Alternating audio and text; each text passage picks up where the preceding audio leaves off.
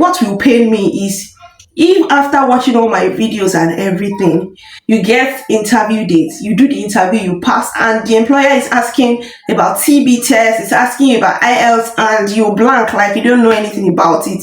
That one is going to pain me, because success is preparation that is meeting opportunity, so we must be prepared. And that is why in this video I'm going to be telling you the different documents that you need as somebody who's looking forward or who is planning to move to the UK as a healthcare assistant. So it is not enough that you have a good CV, that you are already applying. You need to know what is required of you so that you'll be well informed and well prepared. So these are the documents that you need. First, you need an educational document, and that is IELTS.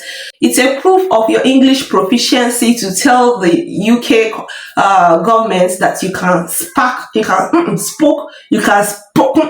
can speak English. So there are different types of IELTS that I know. I know of IELTS General, I know of IELTS Academics, and IELTS UKVI. IELTS General is for Canadian immigration, I think. IELTS Academics is for students who are trying to come for MSc either in the UK or in Canada. I think that is for IELTS Academics. And IELTS UKVI is for people who are trying to migrate to the United Kingdom on either skilled work visa or health worker visa. So what you need to do if you are trying to move to the UK as a healthcare assistant is to write IELTS UKVI. It costs about 80 to 90,000 naira thereabouts, and it lasts only 2 years. So you don't have to wait till you get your COS before you start preparing for IELTS. Try and write the IELTS before you land the job so that it will save you some time. And alternatively, if you don't feel comfortable writing the exam, you can opt for the NARIC option. NARIC just requires you to get your university transcript and your letter from the school that you were taught in English language, and then you apply for your NARIC certificate and you pay in dollars, and the payment depends on how fast you want the certificate. So if you want the certificate like ASAP, it might be more expensive, but if you want it later, it might be cheaper. So depending on all of that, but the advantage of NARIC is that it doesn't expire. So you can do the NARIC, and you know that whenever the job comes, you still have something to present for your English proficiency. So the next document that you will need is your COS, which is the certificate that is going to sponsor you to come to UK to come and work. So your employer is going to give you a certificate of sponsorship. They are going to give you an appointment letter. They're going to give you an offer letter after you have succeeded in, acing your interview questions. So because all these three things, your COS, your offer letter, your appointment letter, you would need to tender them most likely at the point of entry when you arrive in the UK. These are proofs that truly you got employment in the UK and you have come to work. Otherwise, if you don't have these documents, what they call risky. It is risky because God forbid bad thing. God forbid that they will send you back home from the point of entry. So, having said that, your COS expires after 3 months. So, within the 3 months, you are expected to have your TB certificate. So, you can go for your TB test. Not random hospitals. Not all hospitals are accredited to do TB tests for UK immigration purpose. There are only 3 centers in Nigeria, 2 IOM offices in Lagos and 1 in Abuja. So all you have to do is to type it on your phone, IOM offices in Lagos. When you find them, just book an appointment. For an adult, you pay around 75,000 naira. For children, it's around 25 to 27,000 naira. I can't remember precisely now. And then for children, they won't undergo any procedure. They will just do a physical examination on them.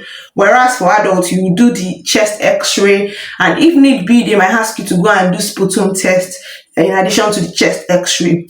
And then you can get the TB certificate the same day that you go for your test. So TB certificate last 6 months. It expires after 6 months. So when you're sure that you have done the interview, you are waiting your COS, you can go ahead and book your TB so that you don't get to waste time. So having said that, the next document that you will need is your police clearance in Nigeria, because that is where I am from. I'm from Nigeria. There's only one police station that issues police clearance, and that is the Alagbon police station in Lagos. I think so. That is one I know. Maybe there might be others, but that's the one me I know. And the police clearance cost about 40 to 50,000 naira, depending on, I don't know, a lot of factors, who you know, where you know, depending on a lot of things. It costs about 40 to 50,000 naira, and it expires after 3 months. So personally, I don't advise you to do police clearance when you don't have your COS in your hands. Until you have your COS in your hands, please don't waste money doing police clearance.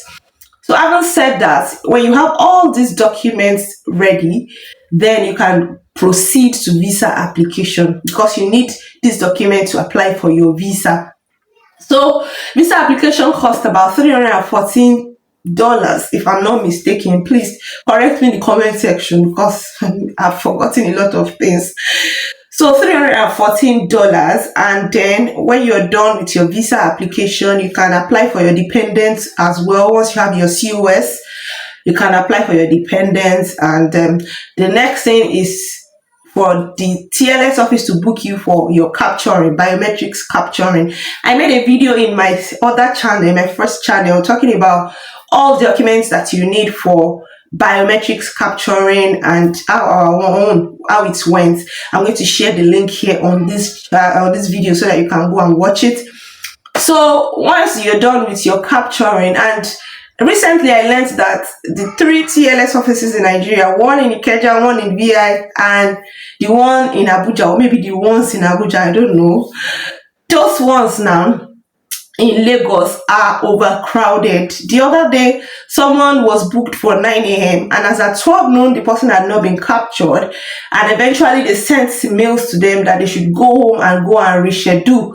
They should go and rebook their capturing, and a lot of people left Ikeja TLS office that day. But you know, some strong-headed Nigerians, like some of the people that I know, they stayed back, and luckily for them, they called them in and they captured them after sending many people home. So if you don't want to go through that stress, you might just want to consider going to the VI TLS office, or maybe you travel to Abuja to go and do your capturing there. I think there are less crowd in those places.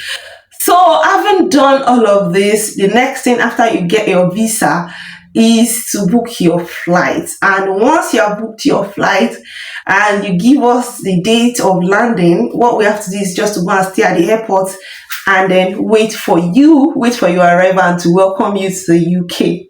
So thank you so much if you have watched up to this point. I really, really appreciate you, and I hope to see you in my next video. Bye.